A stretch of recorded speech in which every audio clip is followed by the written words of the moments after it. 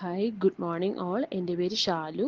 ഞാൻ ജോമോൻസ് അക്കാഡമിയിലെ സ്റ്റുഡൻ്റാണ്. Recent had winner. ഒത്തിരി സന്തോഷത്തോടു കൂടിയാണ് ഞാൻ ഈ വോയിസ് അയക്കുന്നത്. എന്തെന്നാൽ ഹാഡ് പഠിക്കണമെന്ന് ആഗ്രഹിച്ചു, പക്ഷേ ഒത്തിരി ടഫാണെന്നറിയാം. ജയിക്കുമോ ഇല്ലയോ എന്നുള്ള ടെൻഷൻ.